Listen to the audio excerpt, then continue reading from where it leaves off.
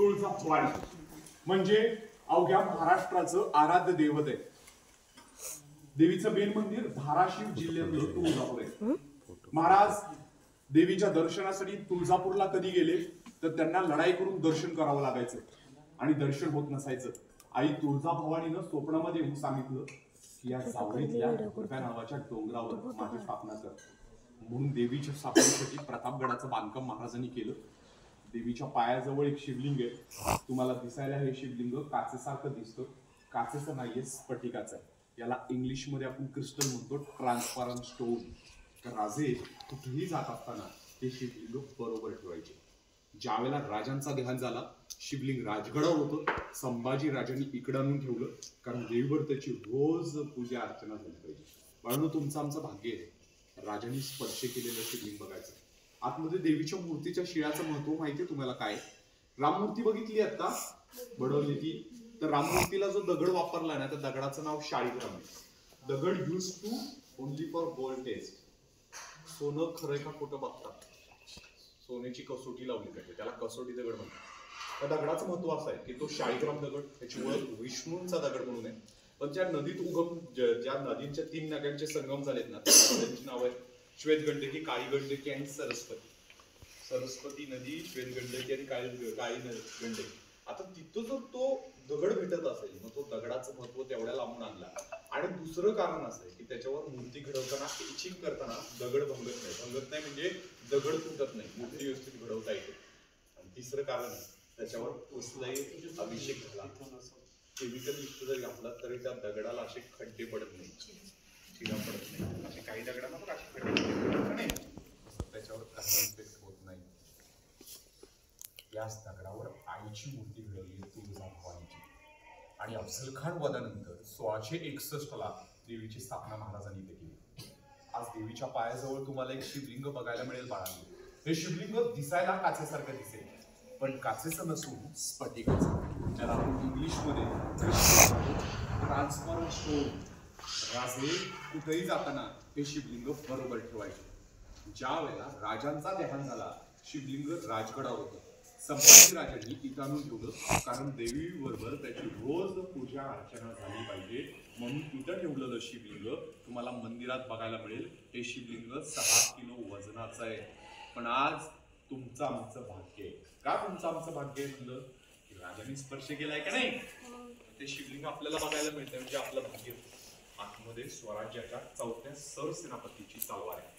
महाराजांचे पहिले सरसेनापती होते मानखोजी दस तोंडे, दुसरे होते नेताजी पालकर, तिसरे होते प्रतापराव गुजर आणि त्यांची तलवार आहे यांचं नाव कान्होजी हंबेराव मोहिते.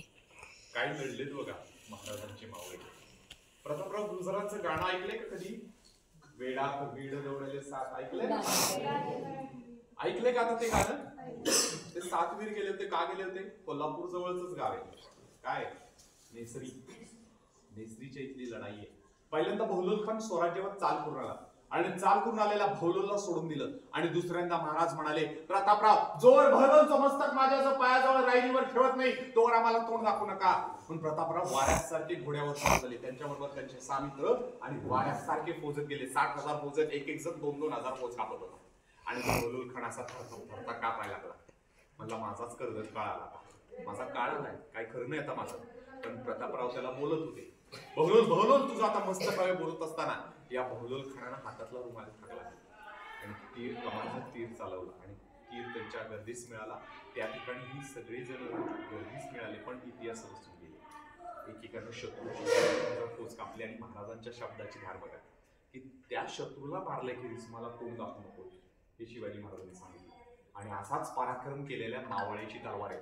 नाव आहे हंसाची बाजी होते. त्यांना कान्होजी हंबीराव किताब मिळालाय. एका लढाईत एका दिवसात 600 जणांना मारणारं व्यक्तिमत्व म्हणजे हंबीराव. म्हणायचे खंबीर तोच हंबीर. या हंबीरावांनी अफझल खानाच्या 600 जणांना मारलं होतं. 100 स्पॉट. तुम्हाला माहितीये महाराजांचे मावळे 9 नोव्हेंबरच्या रात्री झाडी झुडपात लपलेले. त्यांच्याबरोबर त्यांची तिजोरी बरोबर. ती तिजोरी माहितीये ना, भाकरा तुकडा भाकरी बांधायची फडक्यामध्ये. आता सुद्धा आपल्याकडे शेतावरच्या बांधावर जाणारा आई बाबा काही भाकरी तुकडा बांधून देतात ना आणि टोपली असते. तुम्ही शाळेत डबा नेताय, तुमच्याकडे टिफिन आलाय, तर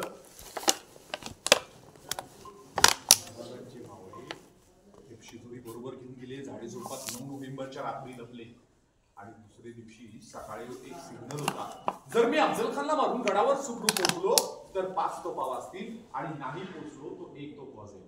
तो वाजवणारा जातीनं मुसलमान होता. म्हणाला राजांना, या नाहीतर येऊ नका, मी 5 तोफा वाजवेल. का असं म्हणाला? जर या 5 तोफा वाजले तर झाडे झोपात लपलेले मावळे युद्ध सोडतील, पळतील. मग महाराज हतबल झाले. बाबा वाजव, तुला वाजवायचे तर वाजव, पण सकाळीच वाजव.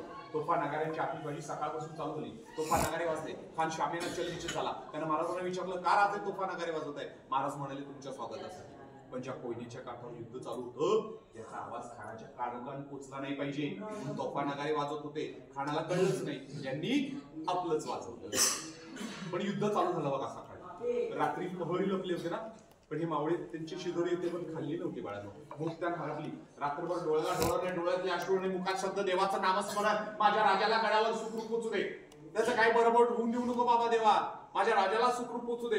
कारण कोण वाचवणार आमच्या आया बहिणींना, कोण वाचवणार आमच्या लेकरांना, कोण वाचवणार आमच्या गाई वासरांना, कोण वाचवणार आमच्या गावांना.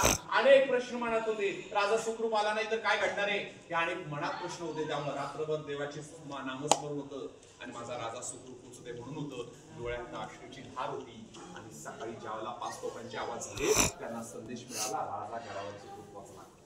आणि तोफा नगाऱ्यांच्या आतिषबाजी होती. शिवाजी महाराज की जय म्हणत हे अफजल खान फौजेवर फुटून पडायला सुरुवात झाली आणि त्यावेळेला भूक लागली. आणि ती भूक लागली होती स्वराज्याची. जण आपल्या आया बहिणींच्या वर लुटली.